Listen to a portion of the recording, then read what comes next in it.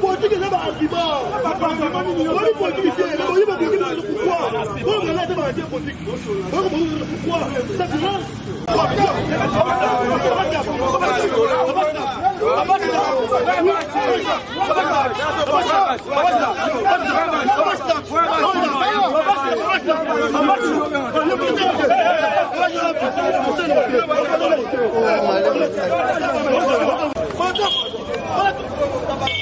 Nanga tumba kara nanga kimisi yango.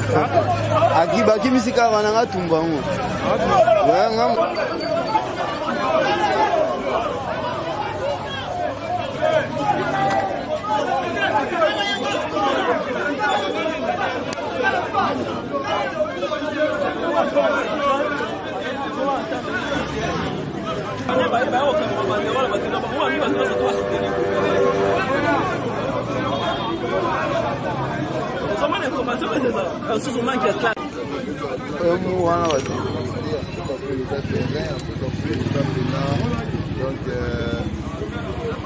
Actualité,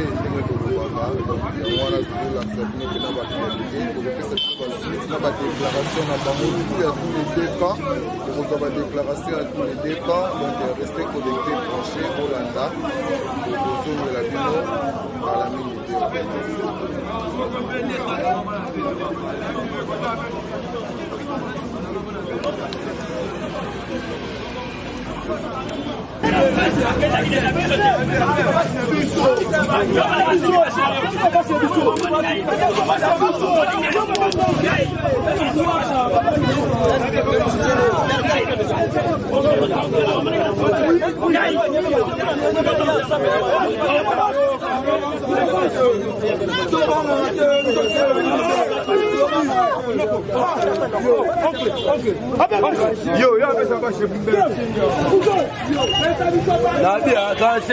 Boyende mabe. Les membres de la film d'Azimbaïdjan, on n'est pas boyé. C'est ça pour battre boyé. Non, maman boyé, côté n'andoto. Baye n'andoto. T'as film c'est n'andoto. Talanga, talakamana. Yé banité. Mais mémoire naïe, na mémoire naïe. Oh ya lobi na on a lobi naïe. Banité. Et on te. Donc, les gens na mutu na comportement naïe. On va nous. Yamote, baye comme la sebiso. Balobi jamais de royal na baba. Baye comme la sebiso. Yango biso tozali awa, tozali ba soutenir IGF. Et ça la rapport derrière. On va déranger. Son est bien fait. Bandara n'est bandé.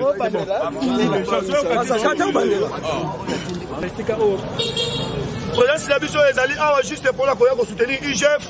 Atala musala est bien sans ingérence. Parce que tous la fuite d'information, la fuite d'information que non, bah doit commencer à ingérence le dossier IGF ou ya Congo central. Toya awa pacifiquement. Toya pacifiquement, toya demoni bisma ba toye, ba tout c'est c'était ba toya. Ya kundia moté. Ba lobi ba buti Congo central et puis on est dans la Congo, ba musu ba Swahili. Ba ba menacer biso ba boto biso bani ba bandero na biso. Ya quand lobi to céder na menace to céder na intimidation. On est là pour défendre ma valeur. Congo central dans les provinces de ma valeur et tu retires jamais concéder la Batouana. Congo central la province de ma valeur, tu l'ingis chef de l'État, c'est l'émission Moutoumora du Général province. Parce que tout Matouana a déjà partant. La nation, le fait pas que non, il faut pas décider Moutoua qui est l'élection dans Congo central. Non, tout Matouana, le 4 décembre 2019, et l'autre, c'est l'état des droits. Tu l'ingis l'état des droits, moi, c'est la gang à Poroté, et tel droit, ils l'appliquer. Autant, et puis c'est arrêté là-haut, tant que ça veut dire, état les droits, et ça n'a pas coué. Dans notre chef de l'État, apaiser les points là, beaucoup pour ce chose, on va dire Congo central. Parce que Congo central, et les pas déjà pas la Kala. Congo central, vous n'avez pas le changement. Les autres sont fatigués comme changement le Congo. Mais bon, Congo central, ils ont le changement, le gouverneur, il est de PPRD, par tout autre dirigé pour le PPRD. Il y a un bichon qui est combattant, jeunesse de Congo et IDPS, tout le but, tout le monde a des soins, IGF. À tout le anti-valeur, alors tu as tapis d'influence. Alors tu as tapis d'influence qui a l'opération Babati, puis la IGF, et puis sur ma gloire de après on se dit IGF, à ça pour ça la bien, à dire on se dit manipulation. Merci. Merci, Mingi prend la parole. Bonjour, et à on a prolongé la anti-valeur. Parce que la province est à écoute la main. La province est en bonne. La province est acheté. La province a vision depuis. bakotisa babiloko oyo ya bantivale na kati ya province ebeba yango akosoutenir chef na mosala oyo azosala na kati ya province ya biso ya Congo centrale tomoni ke chef ye azokona mpona kokoya bantivale bato bazoya bambongo ya pambapamba babesa bambongo kokora mpe kopesa bajipe na bato yango nde toye kosoutenir chef mpona mosala na ye oyo azosala awa bantivale batindi bantigang na bango epuis bato wana bazali banekongo te bazo baswahili bazoloba balangi moko impossible po baya kosoutenir antivale ya province wana le gouverneur de Chine soki oza na besoin ya makambo te tona besoin ya mosala ichef ekende liboso ekende malamu mpona vision ya chef de l'état. Papa, souci na bino eza nini papa ya Congo central? Souci na bino juste eza nini?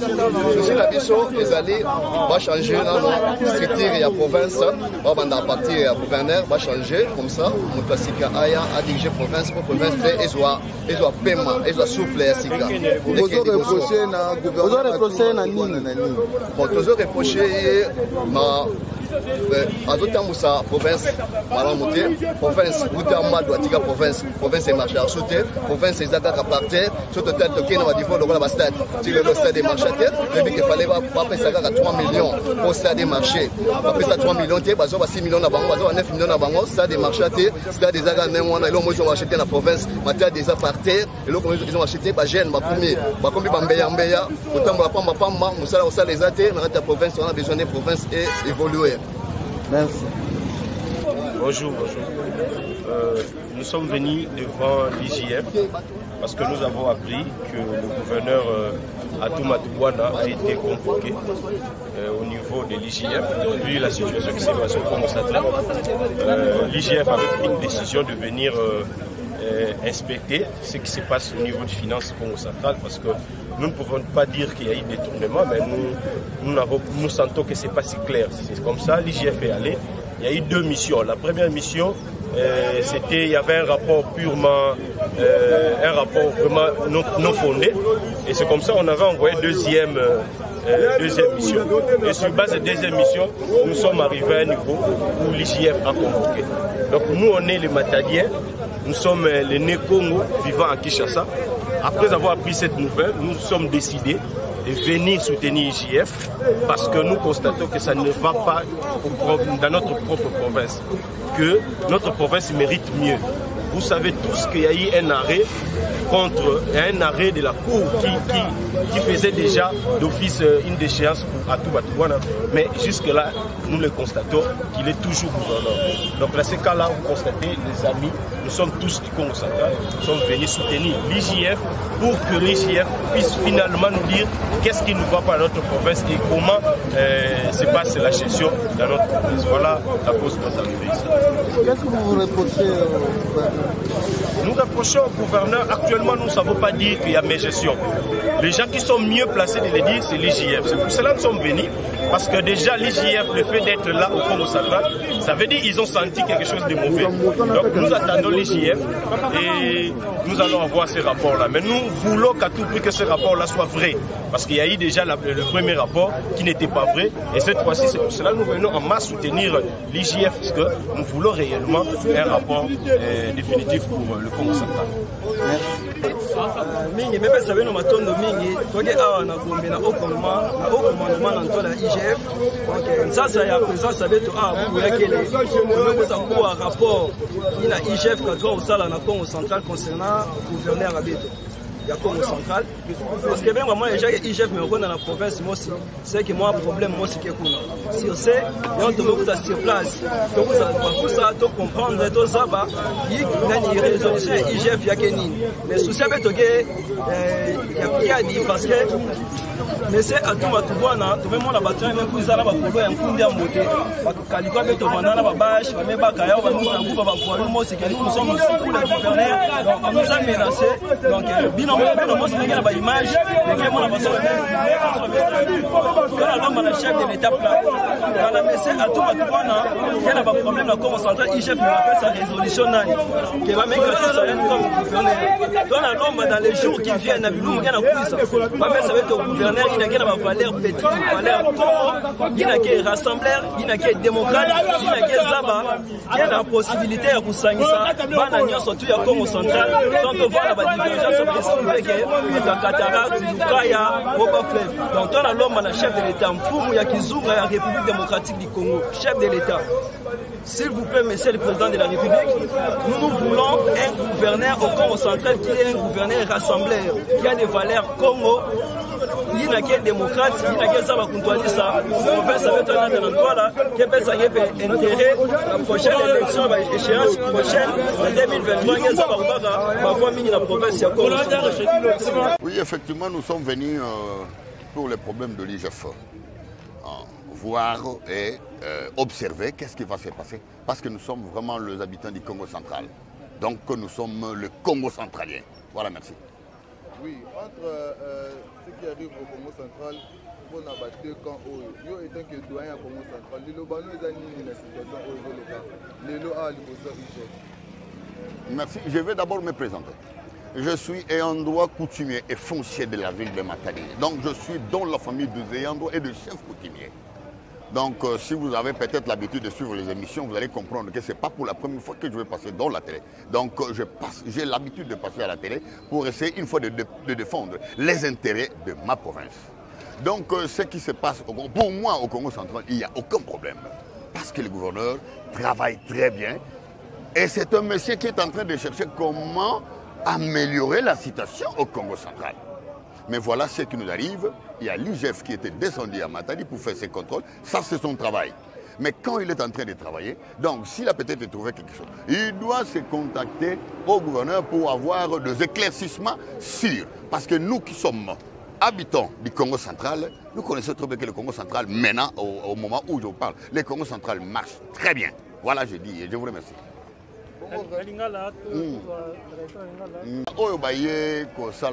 Contre Paul Luana, donc ce sont les ennemis de la province. Bato Balinga, la province, et que de Libosote. Parce que, oui, d'accord, nous sommes deux groupes.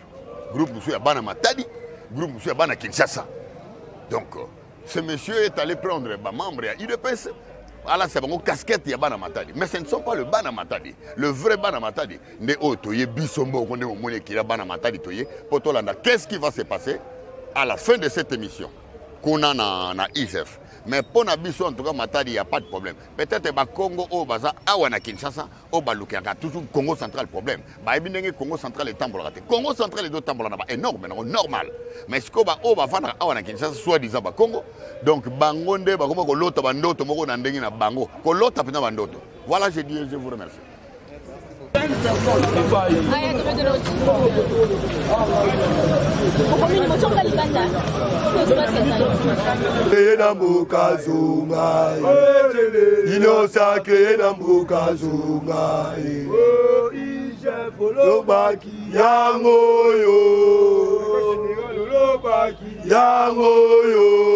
Ino sacré na mboka zonga, ino sacré na mboka zonga. Oh pape chene, c'est otala pape chene, yoyo na mokodi. Pape chene, c'est otala pape chene, nega na zibokodi. Eya, eti, koga elokote, alingeti.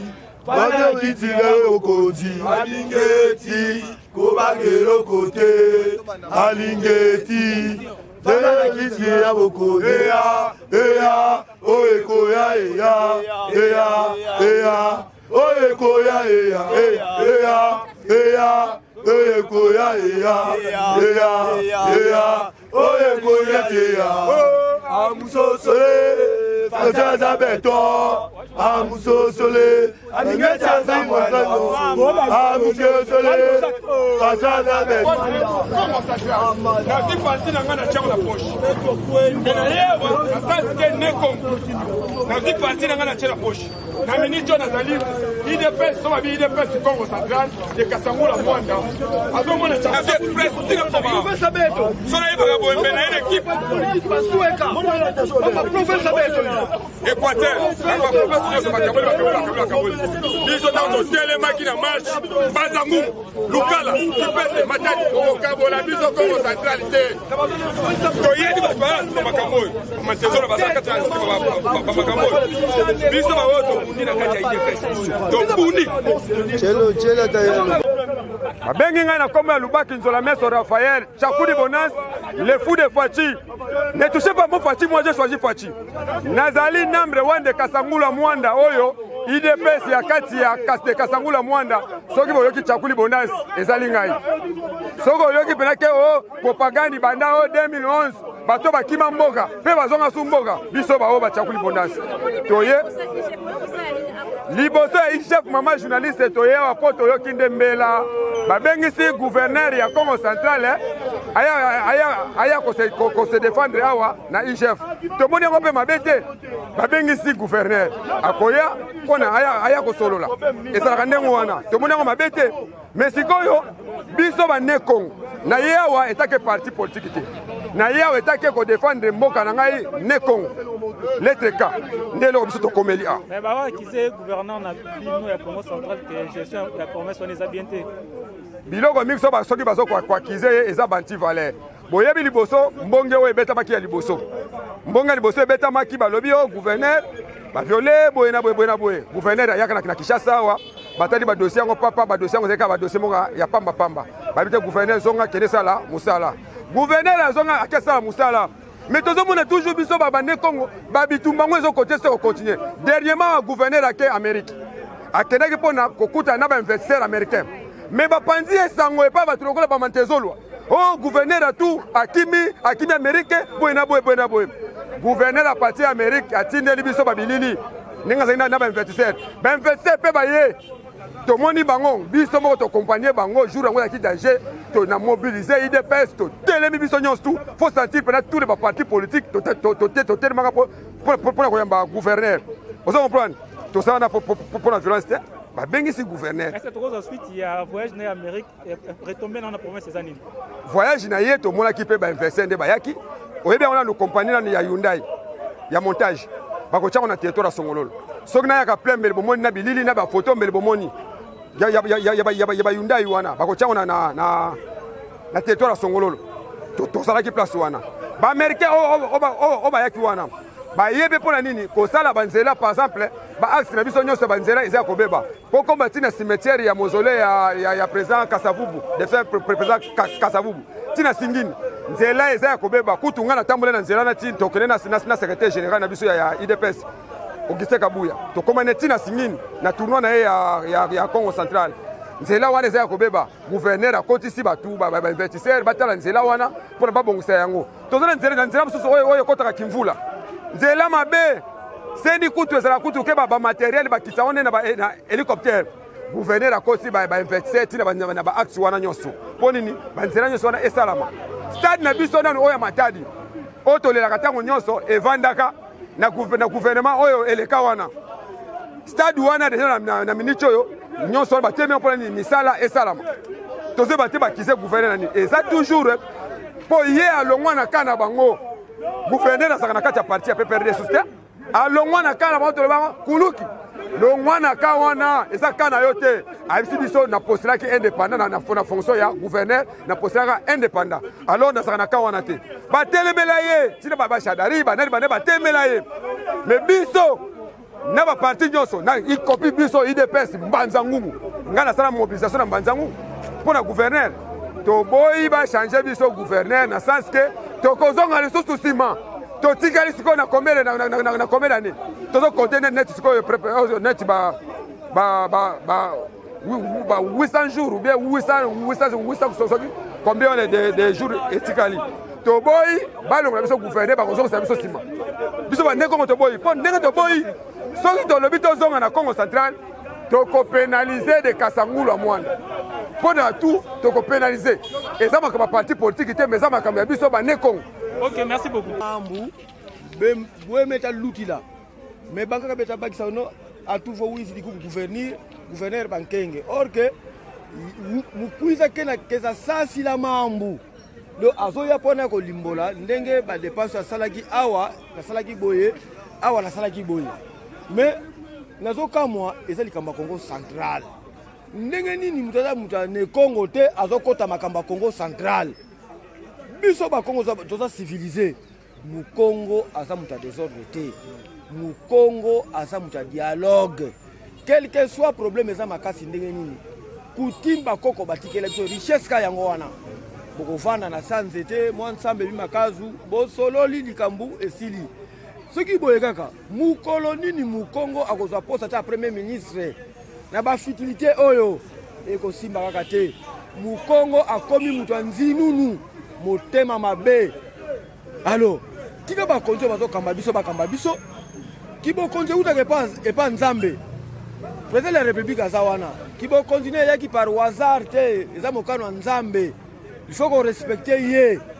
ofingi mokonzi ya mboka eza lisumu na bible ezali kibokonzi utaka likolo ata oforce ndenge nini soki etangamaki te okozwa yango te nzambe mutu apesaka alo totika kodérange mboka tolinga province biso emata likolo ba province musu bazoseka biso bakongo mukongo aza mutu ya modele oyo te province tonda bakite tonda banini minene baport mezotikala papa mutuna otuninga eza malamu baport marshal barichesse ezali mais lelo oyo soki oui na kura ya inga barage ya inga mais lelo oyo papa soki bovandi esika bozoyokana te eko même président de la république aza wana soki bazodérange ye bokolobaka kosala te faut kotika mokonzi avanda kimia botala manda na ye soki bozodérange ye mais akokosala te bokolobaka kosala te faut kotika mokonzi kimia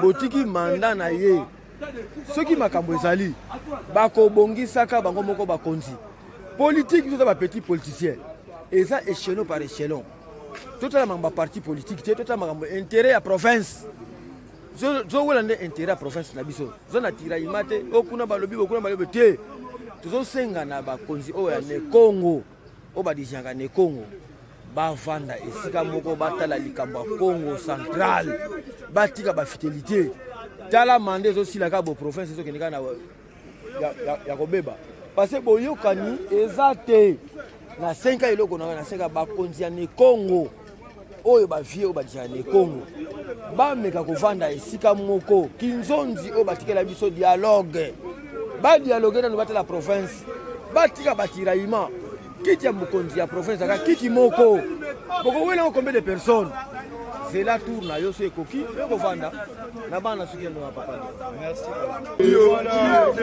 Chilongo etande dwe poni motote bakokangama etande dwe poni motote oya kimbogo kolala te bakobeta boloko oya kimbogo kolala te bakobeta boloko.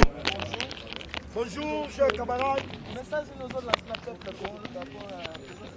Message lelo ezali tolo lancer na peuple congolais na ba nekongo nyoso oyo bazali na partout na Congo biso tozali jeunesse ya ba nekongo vivant na Kinshasa toyebi ke ba vire l'équipe mingi na niveau ya province na biso ba réclamation ezali ebele na niveau ya province na biso ba anti valeur ezali trop na niveau ya province na biso en province na biso la province ya ba valeur yango lelo IGF asali musala na ye première mission deuxième mission batu ba critiquer yango longtemps biso toyebi que IGF jamais à la manipuler IGF jamais contre la corruption yango biso jeunesse de Congo toye awa pour soutenir le Congo IGF toye awa parce que IGF ezali liso mokonzi si bitima toye awa tomoni un certain individu babengi bango belamba balati babengi kundi ya mbote baye ba menacer biso tozo condamner yango avec force ba menacer biso yango moni le toza déclaration ba bache ba banderole les athées toyaki na ba banderole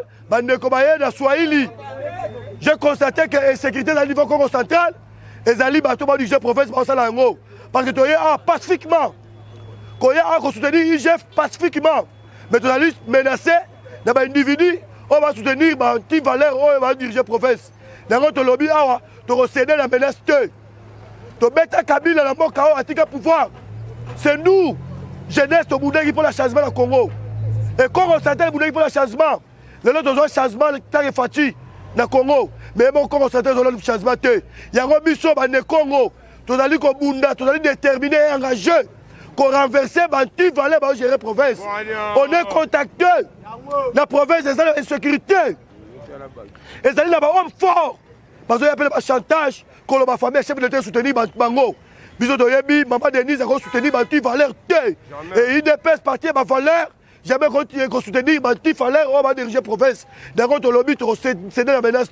tozali awa batika justice ezala indépendant batika IGF ezala musala nango bazo sala ba chantage bazo corrompre IGF biso toyebi que IGF ezali lisu ya peuple congolais IGF ezali lisu ya Fati Beton yango tozali awa face au monde que tozali derrière IGF tout appelle la converse nango et osala nango musala nango bien parce que to ya te bon dans le néant toyebi Congo central babimisi moko 6 millions de dollars pour passer le stade moi dans le Congo charge na kenda la ministre du Congo central biloko o ba ya nango bandas bi équipe o de fait tika Jacques Mbadou ba me biso stade au bon yango et le lot ça eloko moko te yango to senga IGF et ça musala nango o ya ko me biso la men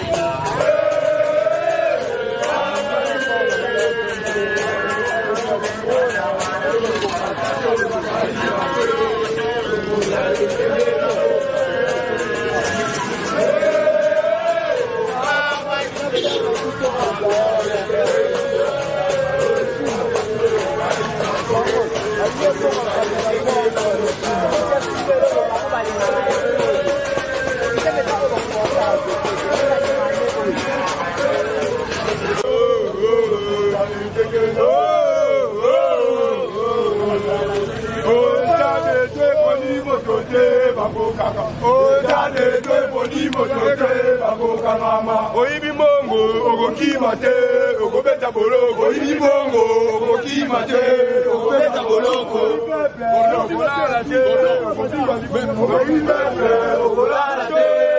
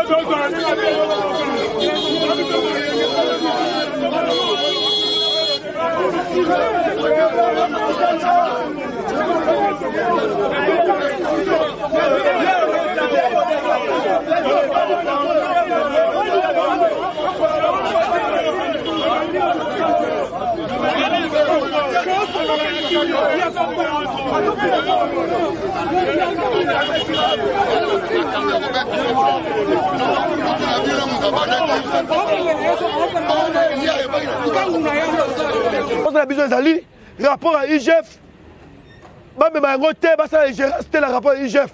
IGF, ça vous bien, après ça rapport à bon uniforme. Parce que, Otoyebi, la péage, le corps central. Yo, mon a dit 36 mois de service. Sans unanimité de sortie. Donc, condamné Bati Valère Rwanda. Parce que de soutenir un roi, le chef de l'État a soutenu Bati Valère Rwanda. Mais jeunesse, il y a des combats, il y a des pèses. Pour soutenir le Rwanda. Il y a des règles, état de droit. Aux alliés, pour soutenir IGF. Qu'est-ce que vous avez constaté? À ceux qui 6 millions de banques pour le stade. Le lobo qui est dans le stade de Lumumba. Pour que le stade Sokol et Boma. Ma Simbini qui va comme dans le stade. Pour la relaxer et compétence. Il y a Boutouana. Et sécurité à niveau Congo central. Député, vous savez, député comment? Député, ça la garde. Tant dans le Bango, tant quand le roté, tant quand le Bango. Parce que la dictature, même la mission de la province, mission de la Congo. Il y a une épaisse pour soutenir Biloko Walaté. Ceux qui ont allé battre le Bango, même si on va faire la Biloko Moroté, mission de la Longwa. Et le long, la dernière finale, demi-finale, le deuxième finale, à tout le monde a fait Longwa. Parce que le peuple Congo central, va bouger pour le changement. Mais le l'autre, c'est le changement. Moutona, on a comme gouverneur, vous n'avez pas perdu. Nani, oh, Nani, maire de la ville, vous n'avez pas perdu. Beaucoup maître. Ma chef du quartier, vous n'avez pas perdu. Tu as bougé pour le changement. Tu as bougé pour le changement, au niveau Congo central. Tu as bougé pour le changement. Tu as bougé pour le changement. Comment les gens changement semblent qui sont Kabila Longwa? Ah, tout le monde a dit que la Rwanda. Pas beaucoup maître dit que la Rwanda. Chef de l'État, tu repères sa mort au Sikoyo. Chef de l'État, ici, 12 millions. Sur la bourse, on a été 12 millions. Et compétence au monde dans l'éco. Mort, pour ça, là, on a raccourci agricole dans l'intérieur. Azul mort, après, c'est un député, ministre Naye. Après, c'est un député. Moussa, député provincial. Moussa, ministre, c'est comme ça, là. Tu as condamné avec des grises. Tu as allé à votre sénat la menace. Tu as mis que menacer Bissot. La police est témoin. Ma garde est témoin. Mais tu as mis votre sénat. Tu as allé à en tant que jeunesse responsable, jeunesse conscient, pour défendre des valeurs, des valeurs à la province de la mission, dont elle va la souka. Hey du Congo, force, il faut que viva. État des droits, c'est le libéré, mon bébé.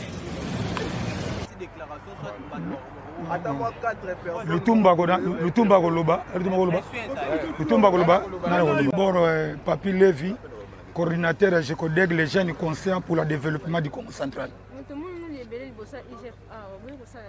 Oui, d'abord, nous remercions, nous allons répondre à la question. Nous remercions d'abord tous les peuples de Congo au bazar résident dans la ville province de Kinshasa. Pour nous un grand merci parce que la province de Congo central n'a jamais manipulé les délégats, ou manipulé toutes les provinces de Kasavubu. D'abord, nous remercions le Congo. La présence de Nabiso a d'abord encouragé de soutenir le gouverneur Nabiso. À moi, nous sommes les premiers de la classe, les parents et l'examen pour soutenir les élèves, soit moi, soit papa na bango. Donc, présence de Nabiso na IGF. IGF, nous avons réclassé moi voyou Mike Bazoluba. IGF a kanga gouverneur à province parce que gouverneur a une humilité et ça le contrôle na Congo central.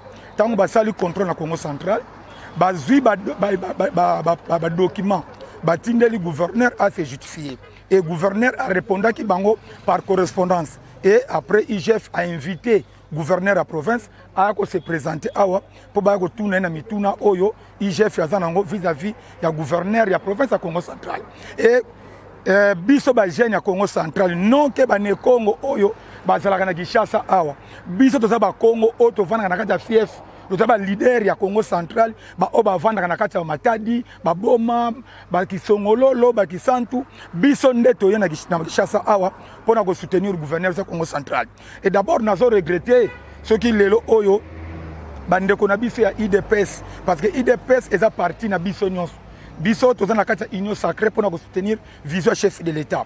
Ce qui chef de l'État et que bilan naie et que biso ba congolais to soutenir yete ezate que recherche chef de l'État président Félix non et que la recherche ya biso ba congolais yango na ko senga na bato bazana ngambo ya IDPS na lobité bango nyonso mwa ba auto moni ba échantillon wana il faut président Kabund abana ko pesa bango idéologie ya parti et ba yeba comment ba ko défendre mokonja mboka to ko défendre mokonja mboka te et ozo finga oza équipe moko mais ozo nyata joueur oza équipe moko ndeni équipe ko marcher le gouverneur azana union sacrée azo soutenir vision chef de l'état et to ko na Kinshasa wa sibitima et bato ozo benga makibata bata IDPS et bata union sacrée ba lo ba yé pona ko soutenir soit IGF ba ko soutenir yé comment donc bato tout bazo landa biso ba congolais ba Congo et ba Congo tout a fragilisé depuis mort ya Kasavubu et na papa Kimbangu et to comme na moment ya ko relever ba défi pour na papa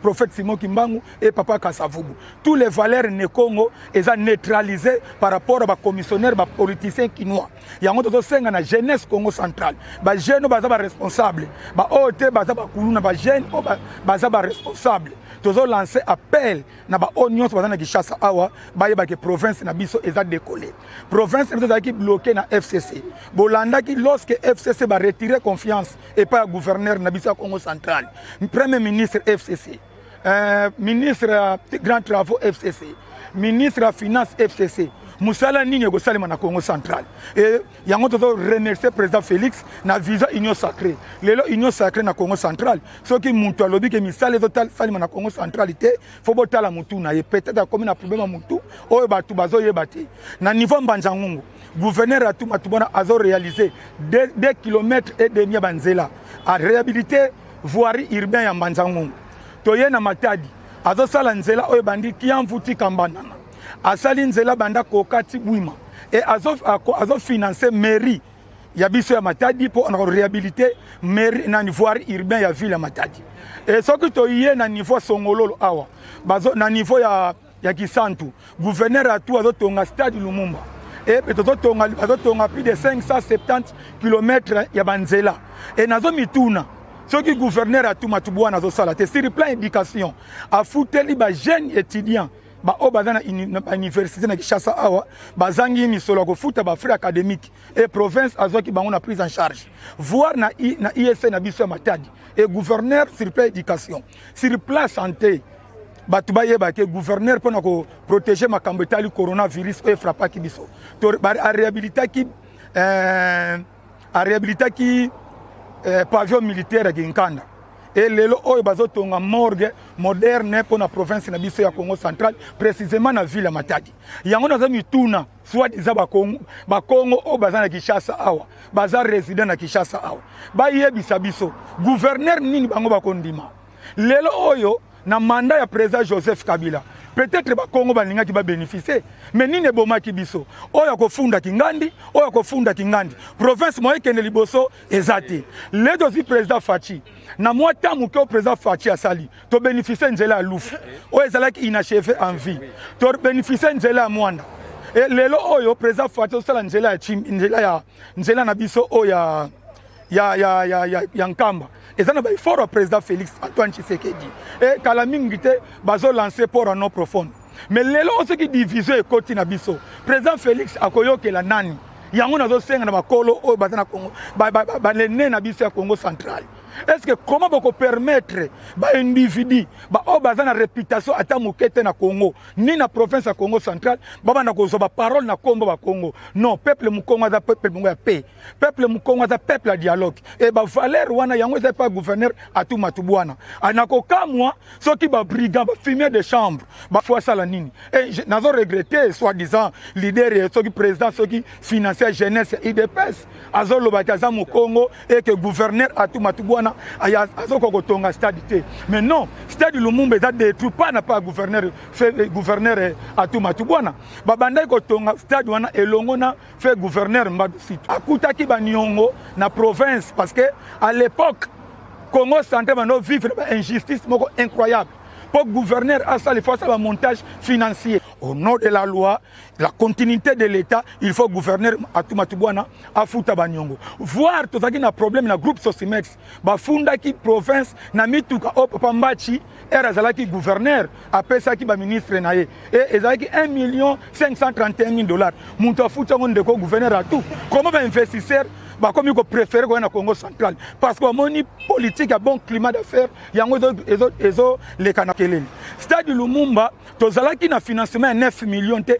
o etikala qui na stade Lumumba et gouverneur à tout na politique à management aye kozwa entreprise ba ko sala préfinancement yena ndimite soka leka na ba école et loko nzolo ba ko yeba ngote parce que zo senga faut bagage za na mutu na yo na préfinancement wana ezana ba procédure il faut balanda il fallait service na biso technique o etala ka misala ba bon bitiki yeto unu bambanza kinsasa tuna unu le 6 bitwizidi bambanza kinsasa IGF kisalukiani kasalanga qui contrôle qui t'a dit mambo mambongo au tout qui dit du Congo central mujambu di vérification il contrôle mambongo qui n'a qu'à ça di vérification mani sur Congo central kumini Kinshasa musala finition insuka mu rapport au bokelese gouverneur au province du Congo central et ministre et bureau qui ani qui t'a dit mambongo nde unu dati le 6 tuna ko bureau qui IGF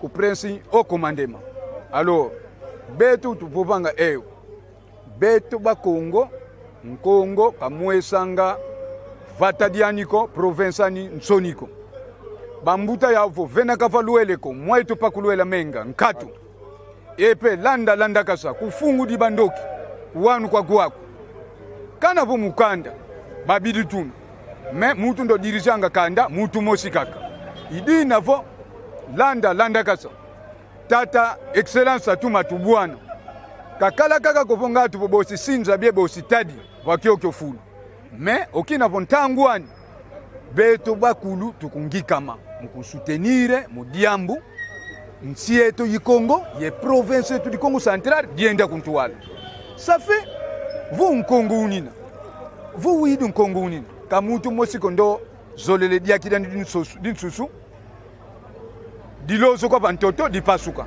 c'est que pour Congo una voita souci jine Congo mais est-ce que mo manka tota kuna monike no ne Congo ikuminika bosi nkumbu mais kayile se kala nkumbu ki fete kala bubisalu mu volonté vo mutu bozole lenciani Valer Kakalanga idi na vo en tant que beto tuna ba leader ya ba jeunesse bien ba ne Congo de Kasangulu mwanda beto kimaka tuta kulomba kuba papa kuba jeunesse kuba mama pe kimia kadi nzovo mazuina kaikalanga luleko Kongo lemba masangu e papa IGF seka sala contrôler ni imene setu vutuka ko Congo central moma sidi kuna Congo central tukuna motela ya mudinki to sala kisalu ncheto province yetu yende kontwala donc mbobo mama kamitsuka mbovo mikimia donc merci mi boma ekimboma ndinga ya matali oleyeto ku matali ketuna kotomambuko ketuna mambo kumatadiko nanga bo gouverneur atu ndi atama yambika di atili no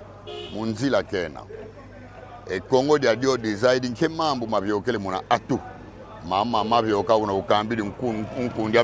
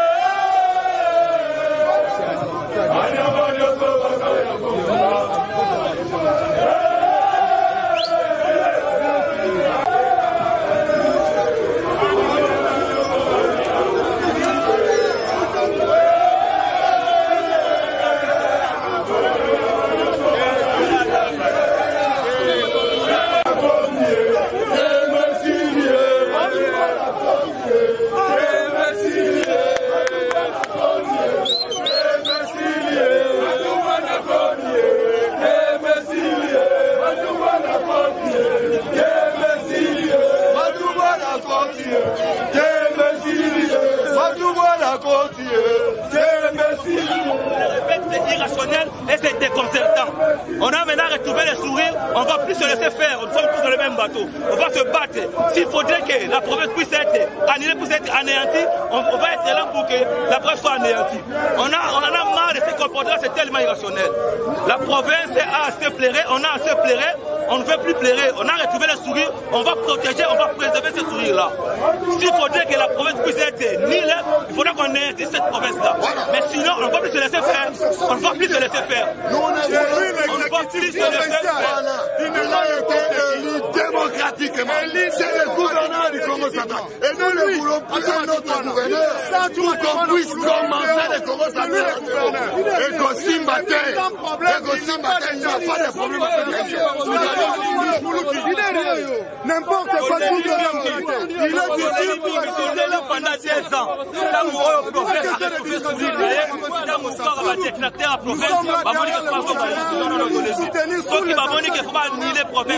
C'est-à-dire, pas anéantir Yango, on préfère encore pas anéantir la province. Mais donc, c'est sûr qu'on l'élimine. Donc, on a banni au Salaba comme ça, malgré le combat, on a fait face d'Ango. Non, on ne peut pas accepter. On a fait assister les financiers. Merci beaucoup. Les peuples, on y a pas de capital, on y a Iba Kate, à tout Matouana, Yewana Saye, à tout Matouana, Moujatembe, et Saye. On y a Iba Kate la province, à tout Matouana, les peuples, il est toujours là.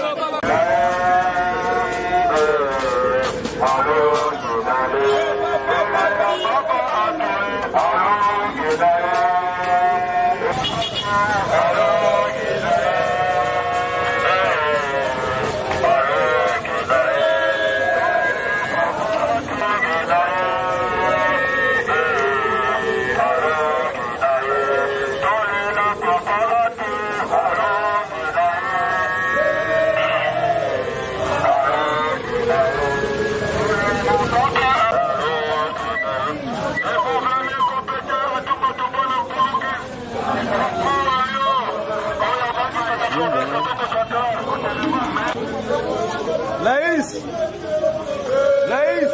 tiens.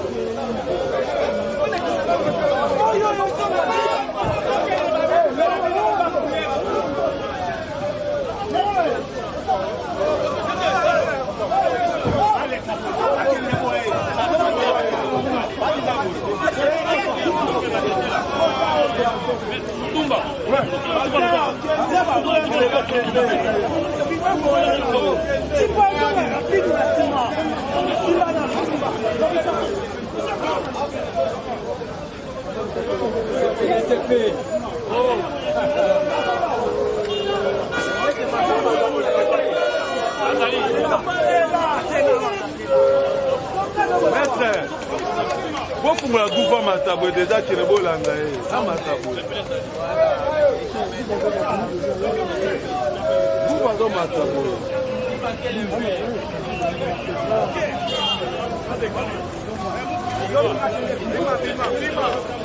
Allez,